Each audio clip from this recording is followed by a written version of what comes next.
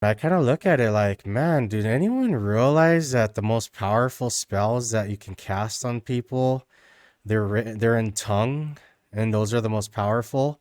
Because some of these spells that you cast on people in tongue, they can never be broken, because it's a sacred tongue, it's a sacred language. So in order to break what was put onto you, you must learn that sacred language. But if it's a hidden sacred language, you can never break that curse. So that's why I always tell people it's very dangerous when it comes to spells and curses and stuff like that, because the most dangerous ones of them are the ones that are put on you, that are put into tongue, that are put into languages you never heard before, undiscovered. So again, let's say I put a spell on you and I did it in tongue. You can't take that spell off of you, or you cannot protect yourself with English. You cannot protect yourself with Spanish. You can't protect yourself with Russian or your language. You cannot protect yourself because the language I casted a spell on you with no longer exists, or if it did, it's extinct and it's inside me now.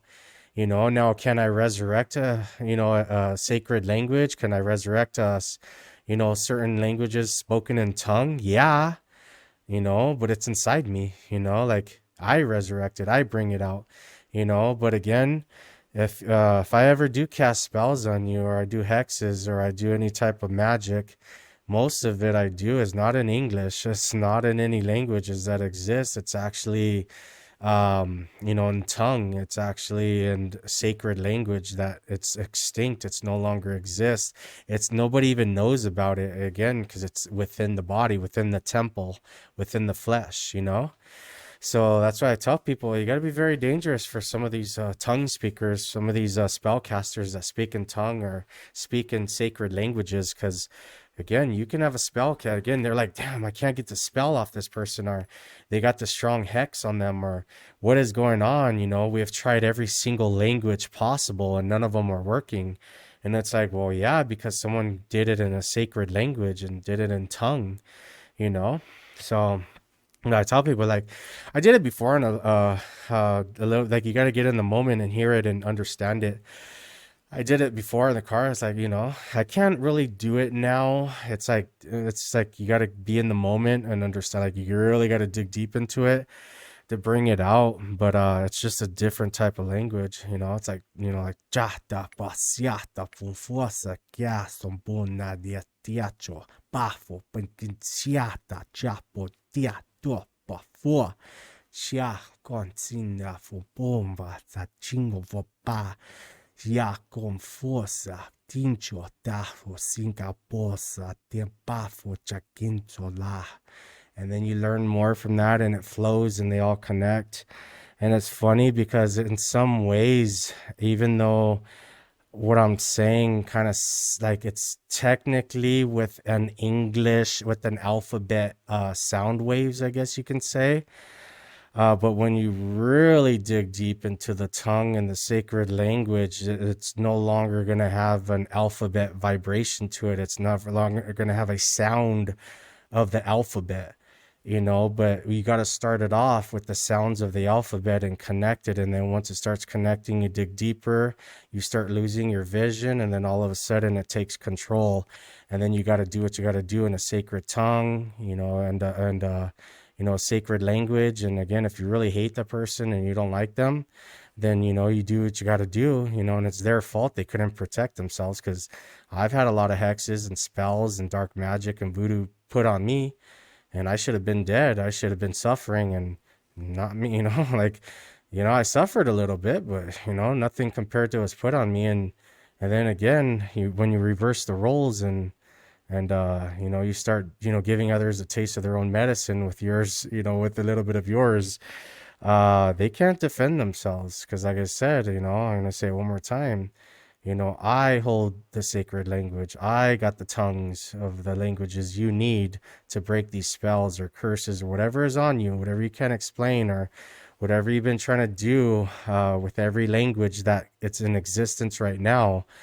You cannot break it. You cannot, nothing you can do. You have to learn my language. You have to learn my sacred language. You got to learn about my tongue, what I can do. And again, I'll give you a taste of it like I just did, but that's not even the true form of my tongue. That's just me using the alphabet to give sound waves to what it kind of sounds like. But you give me a little bit more of an opportunity to, like not meditate, but to really get in the moment and dig deep while I'm trying to get it. It's easy.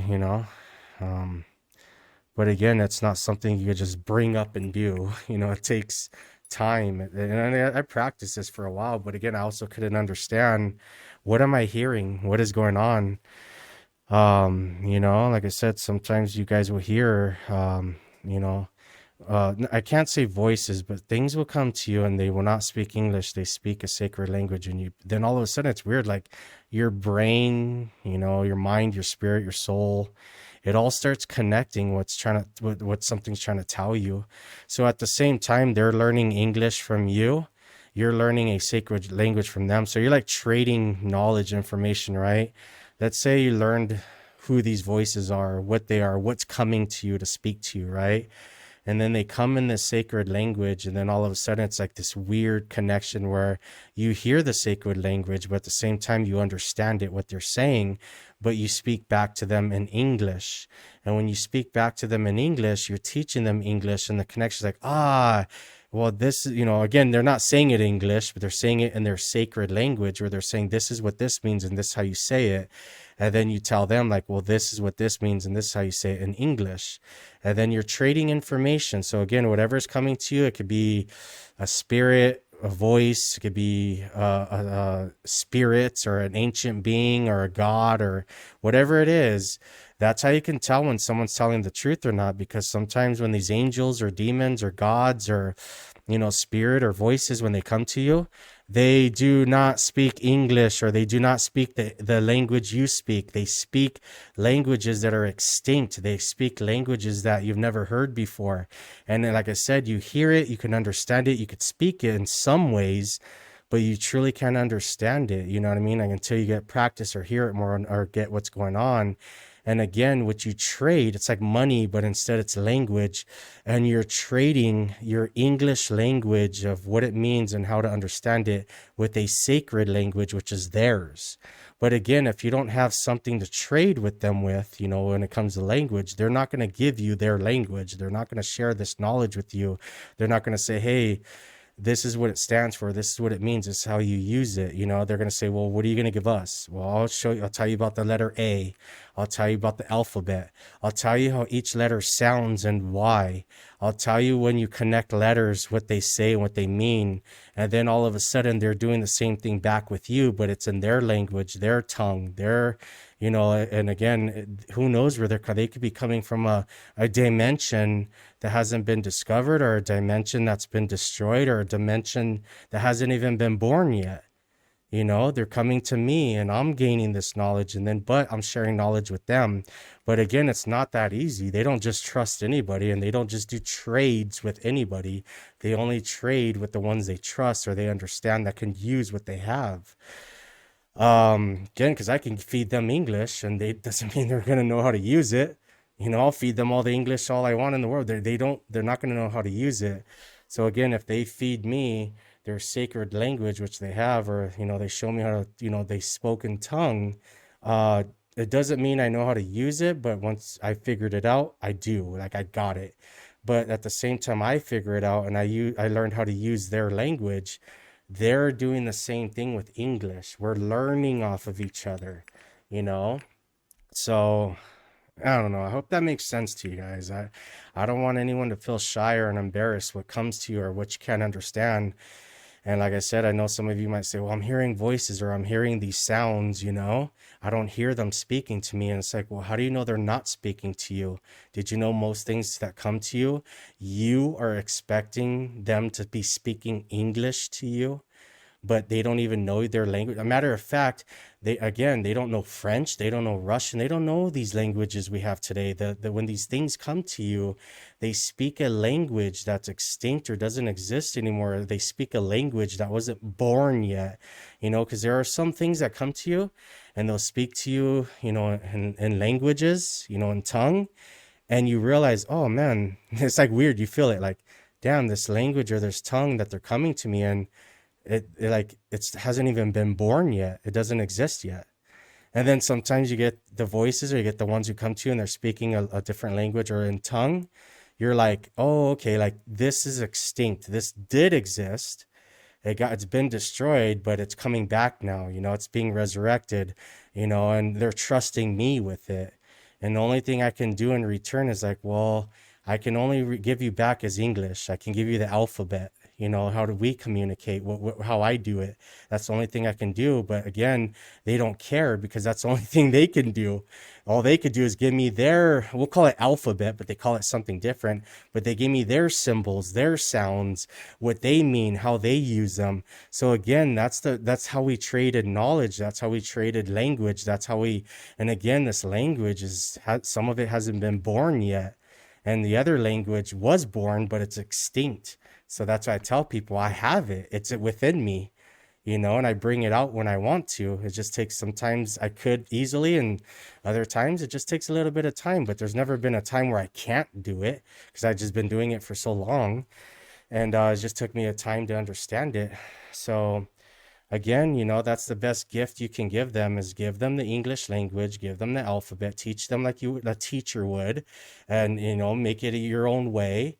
And in return, they're going to give you answers back, or they're going to help you. And again, I guarantee some of these things are going to be what you've been fearing your whole life. You just didn't know what it was. And then once you give them what they want, and they give you, which you don't even want it, but they're still going to give it to you out of respect, you're going to realize, my God, that's what I was fearing my whole life, or that's what was attacking me, or that's what's been following me since I was a kid.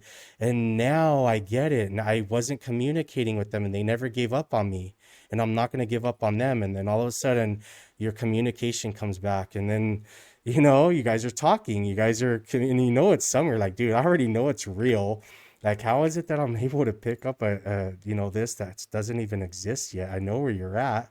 You're in a place that hasn't even come into existence yet, and you're waiting for me to make you real, because we were there at one time where we were communicating with something, and we needed them to make us real. And guess what? We're here now. We're real. And now it's our job to listen to others that haven't been created yet, and we figure it out and we make them real. And again, once you get feeling and experience, you hear the ones who were real, but they're extinct now. So there's a difference between hearing something from someone or something from another dimension and you feel it. Oh, they're not even real yet. They don't exist yet. My job is to make them real and make them exist, because we were once there and we're here now. At one time we didn't exist. Something listened to us and now we exist.